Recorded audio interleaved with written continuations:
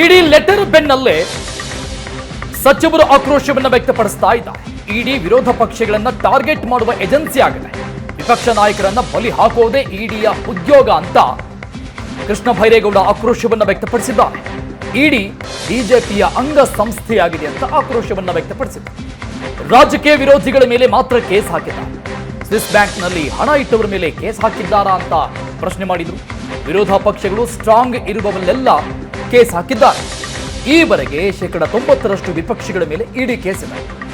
ಇಡಿ ಹಾಕಿರೋ ಕೇಸ್ನಲ್ಲಿ 1.5% ಮಾತ್ರ ಇಲ್ಲಿವರೆಗೂ ಶಿಕ್ಷೆ ಆಗಿದೆ ಅಂತ ಕೃಷ್ಣ ಭೈರೇಗೌಡ ಆಕ್ರೋಶವನ್ನು ವ್ಯಕ್ತಪಡಿಸಿದ್ದಾರೆ.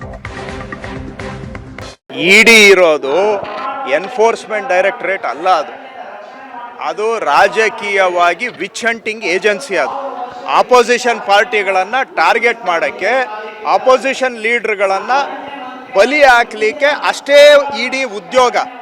ದೇಶದಲ್ಲಿ ಅವರು ಇಲ್ಲಿವರೆಗೂ ಯಾರ್ಯಾರ ಮೇಲೆ ಕೇಸ್ ಹಾಕಿದ್ದಾರೆ? ಬರೀ ರಾಜಕೀಯ ವಿರೋಧಿಗಳ ಮೇಲೆ ಕೇಸ್ ಹಾಕಿದ್ದಾರೆ. ಯಾರಾದರೂ ಶ್ರೀಮಂತರ ಮೇಲೆ ಕೇಸ್ ಹಾಕಿದ್ದು ನೋಡಿದ್ದೀರಾ? ಬ್ಲ್ಯಾಕ್ ಮನಿ ಕೇಸ್ ಯಾರ ಮೇಲಾದರೂ ಹಾಕಿದಾರಾ? ಸ್ವಿಸ್ ಬ್ಯಾಂಕಲ್ಲಿ ದುಡ್ಡಿಟ್ಟಿರೋರ ಮೇಲೆ ಒಬ್ಬರ ಮೇಲೆ ಇಡಿ ಅವರು ಯಾವುದಾದ್ರೂ ಕೇಸ್ ಹಾಕಿದರೆ ತೋರಿಸಿ. ಇವತ್ತು ಇಡಿ BJPಯ ಒಂದು ಅಂಗಸಂಸ್ಥೆ ಆಗಿದೆ. ಈ ಅಂಗಸಂಸ್ಥೆ ಕೆಲಸ ಏನು ಅಂದರೆ ರಾಜಕೀಯ ವಿರೋಧಿಗಳನ್ನು ಬಲಿ ಹಾಕೋದು.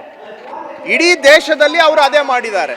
ಎಲ್ಲೆಲ್ಲಿ ಅಪೋಸಿಷನ್ ಪಾರ್ಟಿ ಇದೆ, ಅದು ವೆಸ್ಟ್ ಬೆಂಗಾಲಲ್ಲಿ, ತಮಿಳುನಾಡಲ್ಲಿ, ಕೇರಳದಲ್ಲಿ, ಡೆಲ್ಲಿಯಲ್ಲಿ, ಪಂಜಾಬಲ್ಲಿ, ಛತ್ತೀಸ್ಗಢ ತಗೊಳ್ಳಿ, ಜಾರ್ಖಂಡ್ ತಗೊಳ್ಳಿ, ಎಲ್ಲ ಕಡೆನೂ ಬರೀ ಅಪೋಸಿಷನ್ ಪಾರ್ಟಿಯವರ ಮೇಲೆ ಕೇಸ್ ಹಾಕೋದು. ಇಲ್ಲಿವರೆಗೂ ಇಡಿ ಎಷ್ಟು ಕೇಸ್ ಹಾಕಿದೆ? ಅದರಲ್ಲಿ 95% ಕೇಸು ಅಪೋಸಿಷನ್ ಪಾರ್ಟಿಗಳ ಮೇಲೆ ಹಾಕಿದ್ದಾರೆ.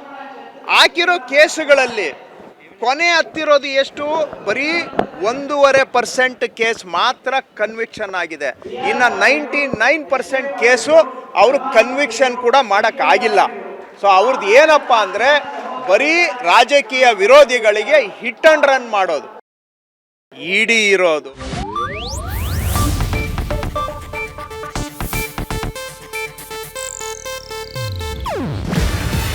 ಇದು ಏಷ್ಯಾನೆಟ್ ನ್ಯೂಸ್ ನೆಟ್ವರ್ಕ್ ಪ್ರಸ್ತುತಿ. ನೀವು ನೋಡ್ತಿದ್ದೀರಾ ಏಷ್ಯಾನೆಟ್ ಸುವರ್ಣ ನ್ಯೂಸ್.